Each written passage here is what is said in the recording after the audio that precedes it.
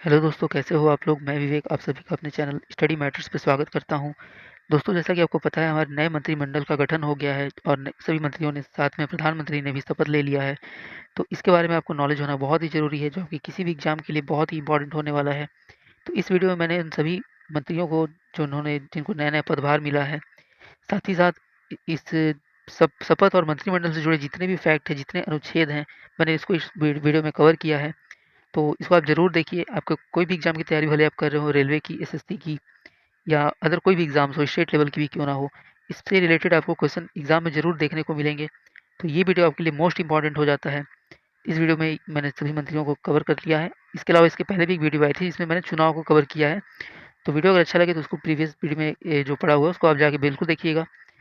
और वीडियो अच्छा लगे तो चैनल को सब्सक्राइब, लाइक और शेयर ज़रूर कीजिएगा। तो चलिए फिर शुरू करते हैं आज के इस टॉपिक के साथ। तो चलिए दोस्तों, आज के सेशन को शुरू करते हैं। देखिए, हाल ही में नरेंद्र मोदी जी ने राष्ट्रपति भवन में प्रधानमंत्री के रूप में शपथ लिया। तो एक क्वेश्चन यहाँ से बन के आता है कि नरेंद्र मोदी ने कहाँ शपथ लिया। तो उन्होंने राष्ट्रपति भवन में शपथ लिया। और जवाहरलाल नेहरू के बाद लगातार तीसरी बार प्रधानमंत्री बनने वाले नरेंद्र मोदी जो है वो दूसरे व्यक्ति हैं। यानी इनके पहले जो जवाहरलाल नेहरू थे, उन्होंने ही लगातार 3 बार प्रधानमंत्री बनने का शपथ लिया था। ठीक है। साथ ही नए केंद्रीय मंत्री परिषद का गठन करने हेतु राष्ट्रपति द्रौपदी मुर्मू ने 72 संसदीय मंत्री परिषद को पद की शपथ दिलाई। देखिए, केंद्रीय मंत्री परिषद जो बना है उसमें राष्ट्रपति द्रौपदी मुर्मू ने, इसको 72 नहीं, ये 71 होगा, तो कुल 71 मंत्रियों को केंद्रीय मंत्री परिषद की पद की शपथ दिलाई। इसमें 30 कैबिनेट मंत्री हैं, 5 राज्य मंत्री हैं जिनको कि स्वतंत्र प्रभार मिला है, और 36 जो है वो राज्य मंत्री हैं। तो इसमें आपको याद रखना है कि कुल 71 मंत्रियों ने शपथ लिया है, 30 कैबिनेट मंत्री हैं, 5 उसमें राज्य मंत्री हैं, और 36 जो है वो राज्य मंत्री हैं। और राज्य मंत्री ये स्वतंत्र प्रभार वाले हैं। अभी आपको मैं आगे बताऊंगा कि मंत्री जो होते हैं वो 3 तरह के होते हैं। ठीक है। तो इनमें देखिए, वरिष्ठ नेताओं में राजनाथ सिंह, नितिन गडकरी और अमित शाह के अलावा बीजेपी के जो पार्टी अध्यक्ष है जेपी नड्डा, इसके अलावा मध्य प्रदेश के पूर्व मुख्यमंत्री शिवराज सिंह चौहान, ये भी मंत्रिमंडल में शामिल हुए हैं। तो ये पॉइंट्स आपको बिल्कुल ही याद रखने हैं। उसके बाद हम लोग देखते हैं कि मंत्रिपरिषद के बारे में हम लोग कुछ इंपॉर्टेंट चीज़ें इसमें देख लेते हैं कि ये यहाँ से सबसे इंपॉर्टेंट क्वेश्चन बन के आता है कि भारतीय संविधान के अनुच्छेद 74 में मंत्रिपरिषद के बारे में गठन का उल्लेख है। ये मोस्ट इंपॉर्टेंट क्वेश्चन बन जाता है, आपसे अनुच्छेद भी पूछ सकता है किस अनुच्छेद में मंत्रिपरिषद का गठन का उल्लेख है, तो वो हो जाएगा अनुच्छेद 74। जबकि अनुच्छेद 75 में मंत्रियों की नियुक्ति, उनके कार्यकाल, उनकी जिम्मेदारी, शपथ, योग्यता और मंत्रियों के वेतन और भत्ते से संबंधित जितनी भी बातें हैं वो अनुच्छेद 75 में लिखी हुई है।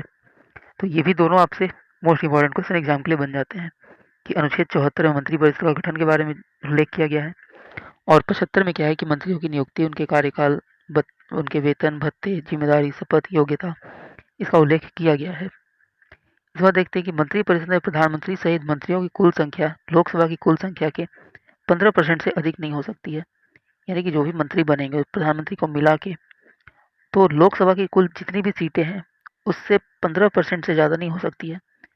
इसका मतलब क्या हो गया कि जैसे मान लीजिए कि लोकसभा में कुल 543 सीटें हैं, इसका अगर आप 15% निकाल दें, ठीक है, तो इसका 15% निकालेंगे तो 54 और 27, तो लगभग ये आपको 71 के अराउंड मिलता है ये नंबर। ठीक है। तो 81 के अराउंड मिलेगा। मतलब कुल मंत्रियों की संख्या, जो मंत्री बनेंगे प्रधानमंत्री को मिला के, वो 81 से ज़्यादा नहीं हो सकती अभी के हिसाब से। ठीक है। तो आपको ये बात याद रखना है कि कुल मंत्रियों की जो संख्या है वो लोकसभा के 15% से अधिक नहीं हो सकती। और ये कहाँ लिखा गया है, तो ये ध्यान रखिएगा, ये जो प्रावधान है 2003 के 91वें संविधान संशोधन में इस प्रावधान को जोड़ा गया है। तो यहाँ से भी आपसे मोस्ट इंपॉर्टेंट क्वेश्चन ये बन जाता है कि किस संविधान संशोधन में ये बात ही कही गई है कि मंत्रिपरिषद की कुल संख्या 15% से अधिक नहीं हो सकती है। तो 2003 के 91वें संविधान संशोधन के अंतर्गत इस अधिनियम को जोड़ा गया है। चलिए बात करते हैं कि मंत्रिपरिषद में जो मंत्री होते हैं उनकी तीन तीन श्रेणियां होती हैं। 3 तरह के मंत्री होते हैं। एक होते हैं कैबिनेट मंत्री, एक होते हैं राज्य मंत्री स्वतंत्र प्रभार वाले, और एक केवल राज्य मंत्री होते हैं। तो इनके बारे में हम लोग अच्छे से आगे देखते हैं। चलिए सबसे पहले बात करते हैं कैबिनेट मंत्री की। तो कैबिनेट मंत्री क्या होते हैं? अमूमन सत्ताधारी या गठबंधन की पार्टियों के वरिष्ठ नेता होते हैं और ये अपने मंत्रालयों के प्रभारी होते हैं। ठीक है। कैबिनेट मंत्री मंत्रिपरिषद के नाम पर फैसले करने के लिए बैठक करते हैं। इस तरह कैबिनेट मंत्रिपरिषद का शीर्ष समूह होता है और इसमें करीब 20 से 30 जो होते हैं मंत्री होते हैं। यानी कि जो कैबिनेट मंत्री होते हैं वो सबसे मेन मंत्री आप जिसको बोल सकते हैं वो होते हैं। जितने भी इम्पोर्टेंट जो विभाग है जैसे गृह मंत्रालय, वित्त विभाग या रक्षा विभाग, तो ये सभी के जो मंत्री होते हैं वो कैबिनेट के मंत्री होते हैं और कैबिनेट की जब भी बैठक होती है तो ये उसमें भाग लेते हैं। ठीक है। इसके अलावा बात करें स्वतंत्र प्रभार वाले राज्य मंत्री, तो इन मंत्रियों को छोटे मंत्रालयों का प्रभार दिया जाता है और ये हमेशा कैबिनेट की बैठक में भाग नहीं लेते बल्कि विशेष रूप से आमंत्रित किए जाने पे ही कैबिनेट की बैठकों में ये भाग लेते हैं। तो जितने भी छोटे मंत्रालय हैं उनका जो है मंत्रालय का जो प्रभार होता है वो स्वतंत्र प्रभार वाले राज्य मंत्री को दिया जाता है। तो ये आपको ध्यान रखना है। और लास्ट में होते हैं राज्य मंत्री। तो ये जो राज्य मंत्री होते हैं ये कैबिनेट मंत्रियों से जुड़े होते हैं और उनकी सहायता करते हैं। यानी कि ये जो राज्य मंत्री हैं वो इनकी सहायता करते हैं कैबिनेट मंत्रियों की। ठीक है। और एक चीज़ आपको याद रखना है कि राज्य मंत्री जो होते हैं वो कभी भी कैबिनेट की बैठक में भाग नहीं लेते हैं। तो बिल्कुल आपको ध्यान रखना है। कैबिनेट की बैठक में कौन भाग लेगा? तो कैबिनेट मंत्री हमेशा जाएगा। स्वतंत्र प्रभार वाले राज्य मंत्री जब हो गए उसको बुलाने पे ही वो जाएंगे, लेकिन राज्य मंत्री जो होते हैं वो कैबिनेट की बैठक में भाग नहीं लेते हैं। तो 3 तरह के मंत्री होते हैं, ये बिल्कुल आपको याद रखना है। चलिए उसके बाद हम लोग बात करते हैं कि मंत्रियों के उत्तरदायित्व के बारे में। तो देखिए मंत्रियों के 2 तरह के उत्तरदायित्व होते हैं, एक होता है उनका सामूहिक उत्तरदायित्व और एक होता है उनका व्यक्तिगत उत्तरदायित्व। यहाँ से बहुत इंपॉर्टेंट क्वेश्चन दोनों से बन के आते हैं। चलिए मैं आपको बताता हूँ कि अनुच्छेद 75 में ये स्पष्ट रूप से कहा गया है कि मंत्रिपरिषद सामूहिक रूप से लोकसभा के प्रति उत्तरदायी है। वीवीआई कर लीजिए इसको, ये मोस्ट इंपॉर्टेंट क्वेश्चन है कि मंत्रिपरिषद सामूहिक रूप से किसके प्रति उत्तरदायी होती है? तो ये होती है लोकसभा के प्रति। इसका मतलब ये है कि सभी मंत्री अपनी जितने भी भूल और कार्य है उसके लिए लोकसभा के प्रति संयुक्त रूप से जिम्मेदार होते हैं। और दूसरी जो उत्तरदायित्व होता है वो व्यक्तिगत उत्तरदायित्व होता है। इसका उल्लेख भी अनुच्छेद 75 में किया गया है कि अनुच्छेद 75 में व्यक्तिगत उत्तरदायित्व का सिद्धांत है। इसमें कहा गया है कि मंत्री राष्ट्रपति के प्रसाद पर्यंत पद धारण करते हैं। इसका यह भी अर्थ है कि किसी मंत्री को ऐसे समय में भी राष्ट्रपति हटा सकते हैं जब मंत्रिपरिषद को लोकसभा का विश्वास प्राप्त हो। मतलब ये देखिए कि व्यक्तिगत रूप से जो मंत्रिपरिषद होता है वो राष्ट्रपति के प्रति उत्तरदायी होता है। इसका मतलब ये है कि राष्ट्रपति जैसे कि मंत्रियों को पद का शपथ दिलाते हैं और अगर राष्ट्रपति चाहें तो किसी भी मंत्री को उसको उसके पद से हटा सकते हैं, उस समय भी हटा सकते हैं जब लोकसभा में मंत्रिपरिषद को विश्वास मिला हुआ हो। तो मंत्रिपरिषद के 2 उत्तरदायित्व होते हैं, सामूहिक और व्यक्तिगत। तो सामूहिक रूप से मंत्रिपरिषद जो होता है वो लोकसभा के लिए उत्तरदायी होता है और व्यक्तिगत रूप से वो राष्ट्रपति के लिए उत्तरदायी होता है। यहाँ से आप वीवीआई मार्क कीजिए इन दोनों ही पॉइंट्स को, इससे क्वेश्चन बनने की पूरे चांसेस हैं। अब बात करते हैं देखिए नया मंत्रिमंडल जो 2024 का बना है। कुल मंत्री इसमें 71 हैं, जैसे कि मैंने आपको बताया। इसमें कैबिनेट मंत्री 3 है, 5 जो राज्य मंत्री बनाए गए हैं जिनको कि स्वतंत्र प्रभार मिला हुआ है और 36 जो है वो राज्य मंत्री हैं। तो इनको आप टोटल करेंगे तो ये हो जाएगा 71।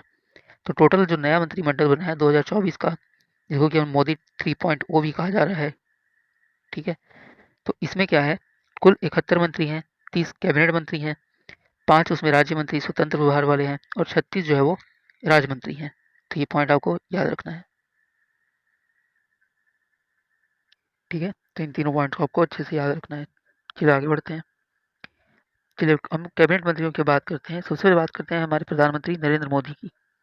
देखिए नरेंद्र मोदी तीसरी बार प्रधानमंत्री बने हैं। क्वेश्चन पूछ सकता है कि ये कहाँ से चुनाव जीत के आए हैं? तो यूपी के वाराणसी सीट से ये चुनाव जीते हैं।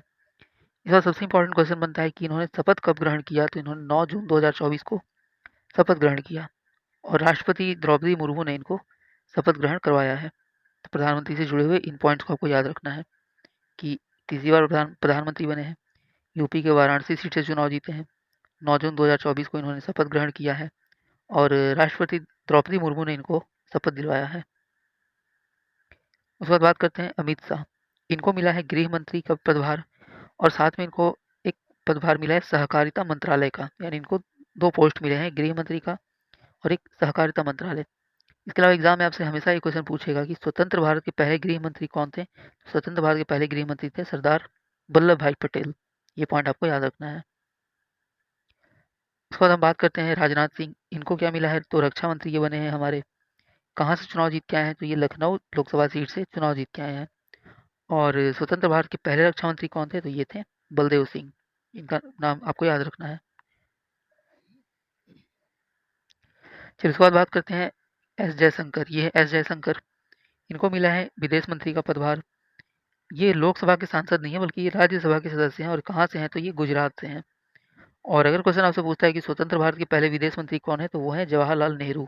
जवाहरलाल नेहरू प्रधानमंत्री भी थे। इसके अलावा विदेशी जितने भी मामले थे या विदेश मंत्री का जो काम था, वो भी जवाहरलाल नेहरू ही देखते थे। तो ये बिल्कुल आपको याद रखना है। उसके बाद बात करते हैं, यह है निर्मला सीतारमन। इनको मिला है वित्त मंत्री। ये नई वित्त मंत्री बनी है हमारी। ये भी राज्यसभा के सदस्य हैं। कहाँ से हैं? तो ये कर्नाटक से हैं। और अगर क्वेश्चन पूछ दे आपसे कि स्वतंत्र भारत के पहले वित्त मंत्री कौन है, तो वो है आर के सनमुगम सेट्टी। ठीक है, आर के सनमुगम सेट्टी, इनका नाम आपको याद रखना है। उसके बाद हम बात करते हैं कैबिनेट मंत्री में अश्विनी वैष्णव को। देखिए, इनको 3 मंत्रालय मिले हैं। आपको बहुत ही इंपॉर्टेंट है, याद रखना आपको। सबसे पहले इनको रेल मंत्री बनाया गया है। सूचना और प्रसारण मंत्रालय भी इन्हीं को मिला है।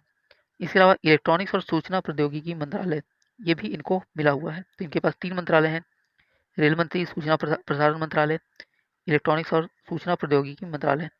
और अगर क्वेश्चन आपसे पूछता है कि स्वतंत्र भारत के पहले रेल मंत्री कौन थे, तो वो थे जॉन मथाई। ठीक है, नाम आपको याद रखना है, डॉक्टर जॉन मथाई। ये भारत के पहले रेल मंत्री थे। नाम याद रखिएगा, डॉक्टर जॉन मथाई। ठीक है, मोस्ट इंपॉर्टेंट क्वेश्चन ये बन जाता है। चलिए आगे बढ़ते हैं। तो ये है धर्मेंद्र प्रधान। ये क्या बने हैं? तो भारत के शिक्षा मंत्री बने हैं।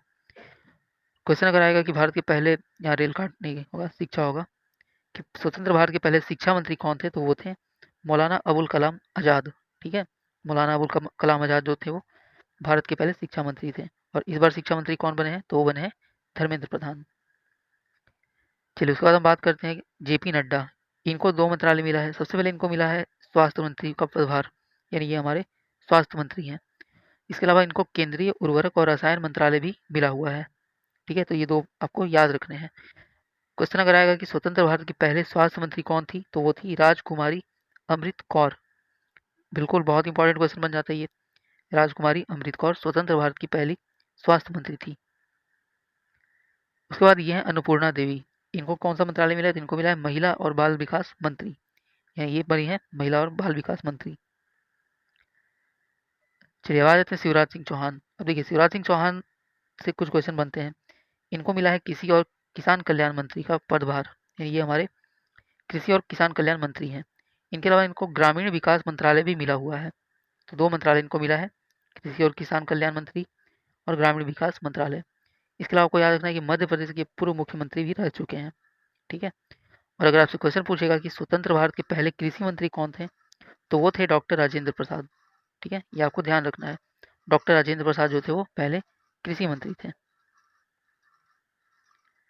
अब देखिए, ये जो ये शपथ से जो क्वेश्चन है बहुत सारा पूछा जाता है एग्जाम में, कि कौन किसको शपथ दिलाता है। ठीक है, एग्जाम में ये फेवरेट क्वेश्चन है। हर एग्जाम में आपको ये देखने को मिल जाएगा, इसलिए आपको ये पता होना चाहिए। तो देखिए, सबसे पहले प्रधानमंत्री को शपथ कौन दिलवाता है? तो राष्ट्रपति। राष्ट्रपति को शपथ कौन दिलवाता है? तो जो चीफ जस्टिस ऑफ इंडिया है वो दिलवाता है। उस तरह से चीफ जस्टिस ऑफ इंडिया को शपथ कौन दिलाएगा? तो राष्ट्रपति। ये हो गया सेंट्रल लेवल पे। स्टेट लेवल की अगर बात करें, तो मुख्यमंत्री को शपथ कौन दिलाता है? राज्यपाल। जिस तरह से प्रधानमंत्री को राष्ट्रपति दिलाते हैं, तो स्टेट में मुख्यमंत्री को राज्यपाल शपथ दिलाते हैं। जिस तरह से राज्यपाल को शपथ कौन दिलाएगा? तो chief justice of high court होता है उस स्टेट का, वो शपथ दिलाता है।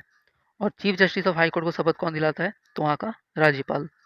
ये आपको बिल्कुल याद रखना है। इससे क्वेश्चन एकदम मान के चलिए कि किसी ना किसी एग्जाम में पूछे ही जाएंगे, कि प्रधानमंत्री को शपथ दिलवाता है राष्ट्रपति, राष्ट्रपति को सीजीआई जो चीफ जस्टिस ऑफ इंडिया है वो शपथ दिलवाते हैं, चीफ जस्टिस इंडिया को राष्ट्रपति शपथ दिलाते हैं, उस तरह से मुख्यमंत्री को राज्यपाल शपथ दिलाते हैं। राज्यपाल को कौन दिलाता है? तो chief justice of high court.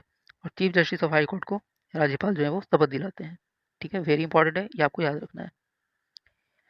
चलिए इसके बाद हम कुछ इंपॉर्टेंट पॉइंट पे चर्चा कर लेते हैं कि इस बार देखिए पीएम मोदी ने 9 जून 2024 को राष्ट्रपति भवन दिल्ली में शपथ ग्रहण किया। 2 क्वेश्चन यहाँ से बनेंगे कि कहाँ शपथ ग्रहण किया और किस दिन किया।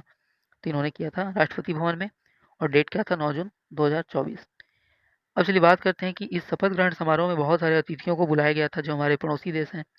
तो इससे क्वेश्चन बनने के पूरे पूरे चांसेस है कि किस पड़ोसी देश से कौन आया था, आपसे एग्जाम में पूछ देगा। ठीक है, तो सबसे पहले बात करते हैं शेख हसीना। ये शामिल हुई थी।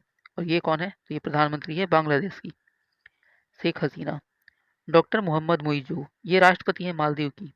मालदीव से इंडिया का काफ़ी ज़्यादा अभी टेंशन चल रहा था, लेकिन अब वो चूँकि उसके बाद ये शपथ ग्रहण समारोह में भी ये शामिल हुए हैं। तो कौन है ये राष्ट्रपति है मालदीव के? नाम क्या है? डॉक्टर मोहम्मद मुइज़ू।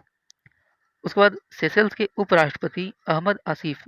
ठीक है, अहमद आसिफ कौन है? सेशल्स के उपराष्ट्रपति, ये भी शामिल हुए थे शपथ ग्रहण समारोह में। उसके बाद प्रवीण कुमार जगन्नाथ, ये शामिल हुए थे। ये कौन है? तो प्रधानमंत्री है ये मॉरिशस के। ठीक है, प्रवीण कुमार जगन्नाथ मॉरिशस के प्रधानमंत्री हैं। रानिल विक्रम सिंघे, ये श्रीलंका के राष्ट्रपति हैं। ये भी शपथ ग्रहण समारोह में शामिल हुए थे। इनका भी नाम आपको बिल्कुल याद रखना है। उसके बाद भूटान के प्रधानमंत्री भी शामिल हुए थे। उनका नाम है शेरिंग टोब्गे। ठीक है, शेरिंग टोब्गे। और नेपाल के प्रधानमंत्री शामिल हुए थे, तो उनका क्या नाम है? तो पुष्प कमल दहल प्रचंड। पुष्प कमल दहल प्रचंड, ये हैं नेपाल के प्रधानमंत्री। तो ये जो 7 अतिथि हैं, ये हमारे शपथ ग्रहण समारोह में भाग लिए थे। ये बिल्कुल आप याद कर लीजिए, कोई ना कोई एग्जाम में इससे क्वेश्चन 100% आने वाला है। चलिए आगे हम लोग बात करते हैं कैबिनेट मंत्रियों की। तो बात आगे करेंगे हम नितिन गडकरी। इनको क्या मिला है? सड़क और परिवहन मंत्री बने हैं ये। बीजेपी के सांसद है और ये नागपुर जो लोकसभा सीट है वहां से ये चुनाव जीत के आए हैं। ठीक है, तो ये बने हैं सड़क और परिवहन मंत्री। इसके बाद हम बात करते हैं मनसुख मांडविया। इनको 2 मंत्रालय मिला है। एक बने हैं ये युवा मामलों और खेल मंत्री, और श्रम और रोजगार, ये 2 मंत्रालय इनको मिला है। ठीक है, युवा मामले और खेल मंत्री और श्रम और रोजगार मंत्री, ये बने हैं मनसुख मांडविया। अब कुछ इंपॉर्टेंट पॉइंट्स है जिसको आपको पता होना काफ़ी इंपॉर्टेंट है, जो इस लोकसभा में जो जो भी बने हैं उससे क्वेश्चन पूछ सकता है। तो देखिए, सबसे पहला क्वेश्चन है कि लोकसभा के वर्तमान महासचिव कौन है? तो जो महासचिव है उनका नाम है उत्पल कुमार सिंह। ठीक है, लोकसभा के जो महासचिव हैं वो है उत्पल कुमार सिंह।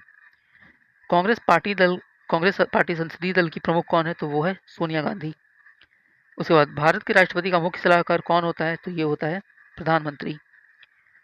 कैबिनेट मंत्री परिषद का प्रमुख कौन होता है? तो ये भी होते हैं प्रधानमंत्री। उसके बाद भारत का जो प्रधानमंत्री है सरकार के कार्यों के लिए किसके प्रति जिम्मेदार होते हैं? तो वो संसद के प्रति जिम्मेदार होते हैं। वीवीआई क्वेश्चन मार्क कीजिए इसको। ठीक है, कि प्रधानमंत्री अपने कार्यों के लिए किसके लिए जिम्मेदार होते हैं? तो संसद के प्रति जिम्मेदार होते हैं। उसके बाद 18वीं लोकसभा के लिए सदन का नेता किसको चुना गया है? तो वो चुना गया है नरेंद्र मोदी को। मंत्री परिषद सामूहिक रूप से किसके लिए उत्तरदायी होती है? तो लोकसभा के लिए। मैंने आपको बता चुका हूँ पहले भी कि मंत्री परिषद सामूहिक रूप से लोकसभा के लिए उत्तरदायी होती है, और मंत्री परिषद व्यक्तिगत रूप से राष्ट्रपति के लिए उत्तरदायी होती है। ठीक है, अब देखिए 18वीं लोकसभा के लिए सदन का जो उप नेता है वो कौन बने हैं? नितिन गडकरी। सदन के नेता बने हैं नरेंद्र मोदी और उप नेता बने हैं नितिन गडकरी। ये सभी पॉइंट्स आपको याद रखने हैं, बहुत ही इंपॉर्टेंट है। चलिए इसके साथ हम लोग देख लेते हैं कि कुछ प्रमुख मंत्रालय किसको और क्या क्या मिला है, जिससे कि क्वेश्चन आने के चांसेस हैं। सबसे पहले बात करते हैं गजेंद्र सिंह शेखावत को। इनको मिला है संस्कृति मंत्रालय और पर्यटन मंत्रालय। ठीक है, गजेंद्र सिंह शेखावत संस्कृति मंत्रालय और पर्यटन मंत्रालय। HD कुमार स्वामी, तो इनको क्या मिला है? भारी उद्योग और सार्वजनिक उद्यम मंत्रालय। ठीक है, याद रखिएगा कि HD कुमार स्वामी को क्या मिला है? भारी उद्योग और सार्वजनिक उद्यम मंत्रालय। भूपेंद्र यादव, इनको क्या मिला है? पर्यावरण और जलवायु परिवर्तन मंत्रालय। इस बार Chirag Paswan, most important question, क्योंकि इस बार के सबसे युवा नेता है, लोजपा से चुन के आए हैं ये। तो चिराग पासवान को क्या मिला है? खाद्य प्रसंस्करण और उद्योग मंत्रालय। ये भी एग्जाम में आपसे कोई ना कोई एग्जाम में पूछा जाएगा, इसको बिल्कुल आप याद कर लीजिए कि चिराग पासवान को कौन सा मंत्रालय मिला है? खाद्य प्रसंस्करण और उद्योग मंत्रालय। इस बार जीतन राम मांझी, ये भी वीवीआई मार्क कीजिए इसको भी। जीतन राम मांझी, देखिए इनको मिला है MSME यानी कि सूक्ष्म लघु मध्यम उद्यम मंत्रालय। ठीक है, MSME डिपार्टमेंट। और इनमें खास बात क्या है कि ये सबसे उम्रदराज मंत्री हैं इस कैबिनेट के। कितनी आयु है इनकी? 79 ईयर्स। ठीक है, तो इस कैबिनेट के सबसे उम्रदराज मंत्री है जीतन राम मांझी। इनको मिला है MSME डिपार्टमेंट, 79 ईयर्स के हैं, और ये हम पार्टी से आते हैं यानी कि हिंदुस्तान अवाम मोर्चा। ठीक है, ये आपको याद रखने हैं। उसके बाद मनोहर लाल खट्टर जो कि हरियाणा के पूर्व मुख्यमंत्री रह चुके हैं, इनको मिला है केंद्रीय ऊर्जा मंत्रालय और शहरी मामलों के मंत्रालय। 2 मंत्रालय इनको मिले हुए हैं, केंद्रीय ऊर्जा मंत्रालय और शहरी मामलों के मंत्रालय। अब देखिए ये दोनों लास्ट के जो क्वेश्चन है मोस्ट इंपॉर्टेंट है कि सबसे युवा केंद्रीय मंत्री कौन बने हैं। सबसे उम्रदराज मैंने आपको बता दिया जीतन राम मांझी, तो सबसे युवा केंद्रीय बने हैं राम मोहन नायडू। ठीक है, राम मोहन नायडू, ये केवल 36 वर्ष के हैं। TDP यानी कि तेलुगु देशम पार्टी के ये सांसद हैं, और श्रीकाकुलम से ये चुनाव जीत के आए हैं। ठीक है, तो ये इस बार के सबसे युवा केंद्रीय मंत्री बने हैं। सबसे उम्र दराज कौन बने? जीतन राम मांझी। सबसे युवा कौन हो गए? तो राम मोहन नायडू। मोस्ट को इंपॉर्टेंट क्वेश्चन है, इसको बिल्कुल याद कर लीजिए। और राम मोहन नायडू को कौन सा डिपार्टमेंट मिला है? तो इनको मिला है नागरिक नागरिक उड्डयन मंत्रालय, यानी कि सिविल एविएशन मिनिस्ट्री। तो इन दोनों में से कोई भी एक से आपसे क्वेश्चन पूछ सकता है कि सबसे युवा मंत्री कौन है और कौन सा मंत्रालय मिला है। तो दोनों ही पॉइंट आपको याद रखने होंगे। ठीक है, चलिए आगे बढ़ते हैं। तो देखिए, नरेंद्र मोदी बने हैं प्रधानमंत्री और कार्मिक और लोक मंत्रालय भी इन्हीं को मिला है। इसके अलावा देखिए तो शिकायत और पेंशन मंत्रालय, इसके अलावा अंतरिक्ष विभाग, परमाणु ऊर्जा विभाग और वो सभी महत्वपूर्ण नीतिगत मुद्दे और अन्य सभी विभाग जो किसी मंत्री को आवंटित नहीं किए गए हैं, वो सब किसके पास हैं? तो वो नरेंद्र मोदी के पास है। ठीक है, ये ध्यान रखना आपको। उसके बाद प्रहलाद जोशी, देखिए प्रहलाद जोशी को मिला है उपभोक्ता मामले, खाद्य और सार्वजनिक वितरण मंत्रालय और नवीन और नवीकरणीय ऊर्जा मंत्री, ये बने हैं प्रहलाद जोशी। चंद्रकांत रघुनाथ पाटिल, ये बने हैं जल शक्ति मंत्रालय, इनको मिला है। ये भी वीवीआई क्वेश्चन हो जाता है कि जल शक्ति मंत्रालय किसको मिला है? तो चंद्रकांत रघुनाथ पाटिल, CR पाटिल जिनको हम कहते हैं। और इस बार के कोयला मंत्रालय और खान मंत्रालय मिला है जी किशन रेड्डी को। ये भी इंपॉर्टेंट क्वेश्चन है। कोयला और खान मंत्रालय किसको मिला है? तो जी किशन रेड्डी को मिला है। चलिए उसके बाद हम देखते हैं कि प्राकृतिक और पेट्रोलियम और प्राकृतिक गैस मंत्रालय, ये मिला है हरदीप सिंह पुरी को। वेरी इंपॉर्टेंट है। हरदीप सिंह पुरी को मिला है पेट्रोलियम और प्राकृतिक गैस मंत्रालय। इसके बाद संसदीय मामलों का मंत्रालय और अल्पसंख्यक मामलों के मंत्रालय, ये भी इंपॉर्टेंट क्वेश्चन है। अल्पसंख्यक मामलों के मंत्री आपसे पूछते हैं, एग्जाम में बहुत बार पूछा जा चुका है। तो ये मिला है किरेन रिजिजू को। ठीक है, तो संसदीय मामलों का मंत्रालय और अल्पसंख्यक मामलों के मंत्रालय, ये मिला है किरेन रिजिजू, इनको मिला है। जनजातीय मामलों के मंत्रालय किसको मिला है? जुएल ओरांव। मोस्ट इंपॉर्टेंट क्वेश्चन ये भी बन जाता है। ठीक है, और सामाजिक न्याय और अधिकारिता मंत्रालय मिला है डॉक्टर वीरेंद्र कुमार को। ठीक है, तो दोस्तों ये थे हम लोगों ने इतने जितने भी इंपॉर्टेंट जो मंत्री हैं, जो इसमें हम लोगों ने 30 कैबिनेट मंत्री, ठीक है, इनको जो मेन मेन डिपार्टमेंट मिले हैं इसको हमने डिस्कस कर दिया। 5 जो राज्य मंत्री जिनको भी स्वतंत्र प्रभार मिला है उससे क्वेश्चन नहीं आता है, और बाकी जो राज्य मंत्री हैं जो कि 36 बने हैं उससे भी क्वेश्चन कभी नहीं आता है। तो आपको ये 30 मेन याद रखने हैं। साथ ही साथ मैंने इसको इंपॉर्टेंट आपको जो भी अनुच्छेद बताए हैं लोकसभा राज्यसभा और मंत्री परिषद से रिलेटेड, बिल्कुल आप इसको याद कर लीजिएगा। इसके पहले वाले वीडियो में मैंने आपको पूरा जो लोकसभा चुनाव हुआ है उसमें कौन कहाँ से जीता है, कितना सीट किस पार्टी को मिला है, सीटों के मामले में कौन सी पार्टी टॉप पे रही, कहाँ से टॉप पे रही, ये सब मैंने कवर किया है। तो उस वीडियो को भी आप ज़रूर देखिएगा। इससे आपका ये लोकसभा चुनाव से जितना भी क्वेश्चन होगा ये पूरा पूरा पूरा कन्वर मतलब आपका कवर हो जाएगा और कहीं से आपको पढ़ने की ज़रूरत नहीं पड़ेगी। ठीक है, तो ये आज के वीडियो में ये टॉप मैंने जितने भी मंत्री जो थे उनको मैंने कवर कर लिया है। और मिलते हैं हम लोग किसी ऐसे ही अगले वीडियो में। वीडियो आपको अच्छा लगा है तो प्लीज़ सब्सक्राइब कीजिए चैनल को और लाइक कीजिए। सब्सक्राइब इसलिए करने बोलता हूँ ताकि आपको जब भी कोई अगली वीडियो आएगी, क्योंकि मैं सीरीज़ बाय सीरीज़ वीडियो बनाता हूँ। जैसे मैंने अभी लोकसभा को कवर किया हूँ, इसके अलावा और जो लोकसभा से रिलेटेड जो नए मंत्री बनेंगे या फिर अन्य जो भी चेंजेस होंगे उस पर मैं वीडियो बनाऊंगा। इसके अलावा चैनल पर आपको मैथ्स की सीरीज़ की क्लास मिलेगी जिसमें प्रीवियस ईयर के क्वेश्चन को डिस्कस किया जाता है, CGL के, SST के, रेलवेज़ के, और इंग्लिश जो SSC CGL के कैंडिडेट्स के लिए मोस्ट इंपॉर्टेंट है। तो उसका जितना भी वोकेबुलरी या प्रीवियस ईयर क्वेश्चन है उसकी क्लास आपको कंटिन्यू मिलेगी चैनल पे। इसलिए आप चैनल को सब्सक्राइब कीजिए और अपडेटेड रहिए। मिलते हैं अगले बार किसी नए टॉपिक के साथ। तब तक के लिए थैंक यू सो मच।